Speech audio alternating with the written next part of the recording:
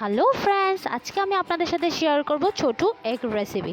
চলুন দেখে নিই, যেটা রুটি, ফ্রাইড রাইস, ভাতের সাথেও খেতে পারবেন। নমস্কার বন্ধুরা, পম্পি কুকিংয়ে সবাইকে স্বাগত জানাচ্ছি। তো এখানে আমার লাগছে কুয়াশার আলুকে কেটে ধুয়ে নিয়ে নিয়েছিলাম। একটা প্যানের মধ্যে তেল দিয়ে দিয়েছিলাম, সর্ষের তেল। তেলটা গরম হয়ে এসছে, ওর মধ্যে শুকনো লঙ্কা ফোড়ন আর গোটা জিরে ফোড়ন দিয়ে দিলাম। এখন ওই কুয়াশা আলুটাকে প্রথমে 1 মিনিট মতন ভেজে নেব। তো এখানে 1 মিনিট মতন ভাজতে দিচ্ছি। এদিকে আমি মশলা তৈরি করে নিচ্ছি, যেমন জিরে গুঁড়ো পাউডার 2 চামচ, তারপরে হলুদ গুঁড়ো পাউডার, তারপরে লঙ্কার গুঁড়ো, তারপরে লবণ পরিমাণ মতন। তো সমস্ত কিছু দিয়ে একটু জল দিতে হবে, আর দিয়ে দিচ্ছি একটু মিট মশলা।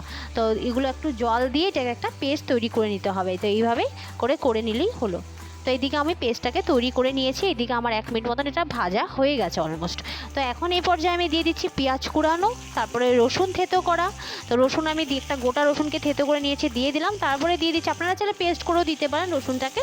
তারপরে টমেটো কুচি দিয়ে দিলাম, দিয়ে এটাকে আবার এক মিনিট মতন এটাকে ভালো করে ভেজে নেব। একদিন বাড়িতে অবশ্যই রেসিপিটি বানাবেন, আর বানিয়েছিলেন কিনা নিচে কমেন্ট বক্সে লিখতে ভুলবেন না।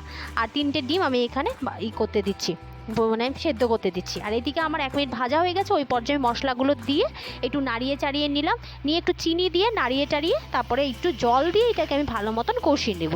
তো চিনিটা দিয়ে আমি 10 থেকে 15 সেকেন্ড একটু করে নিয়েছি, নাড়িয়ে নিয়েছি। তারপরে আমি জল দিয়ে এটাকে ভালো করে 3-4 মিনিট কষিয়ে নিয়েছি। কষানোর পর আমি জল দিয়ে দিলাম একটু বেশি করে, একটু ঝোল হবে। আর ওইদিকে আমার ডিমটা সেদ্ধ হয়ে গেছিলো, আমি ছুলে নিয়ে নিয়েছিলাম। এখন এটাকে কেটে নিচ্ছি টুকরো টুকরো করে। এটা কিন্তু 3টে ডিমে 6 জন মানুষ খেতে পারবে, কিন্তু এতটাই টেস্টি হয়। যখন বাড়িতে 6 জন মানুষ থাকবে আর ডিম কম থাকবে, তখন এইভাবে বানিয়ে খেয়ে নেবেন, কি আছে, তাই না? তারপরে এটাকে নামিয়ে রাখলাম। ওই আমার কুয়াশা আলুটা হয়ে গেছিলো। এদিকে ওই প্যানটা আমি আর ধুইনি, ওর মধ্যে একটু সর্ষের তেল দিয়ে দিয়েছি। তেলটা গরম হয়ে আসার সাথে সাথে ডিমের টুকরোগুলো দিয়ে দিলাম, দিয়ে একটু উপর দিয়ে লবণ আর হলুদ দিয়ে এটাকে ভেজে নেব 1 মিনিট মতন। আর কোনোদিনও বানিয়েছিলেন কিনা নিচে কমেন্ট বক্সে লিখবেন। আর এটাকে আমার হয়ে গেছে 1 মিনিট ভাজা। এখন আমি কি করবো, ওই কুয়াশা আলুর যে ঝোলটা রেখেছিলাম ওইটা আমি দিয়ে দিলাম। আর সবসময় ভালো থাকবেন, সুস্থ থাকবেন, পজিটিভ থাকবেন, আর সবসময় ভালো থাকবেন। আর উপর দিয়ে আমি কসুরি মেথি দিয়ে নাড়িয়ে চাড়িয়ে 1 মিনিট মতন নাড়িয়ে চাড়িয়ে নিভিয়ে দিলে হলো। Love you all, take care, bye by.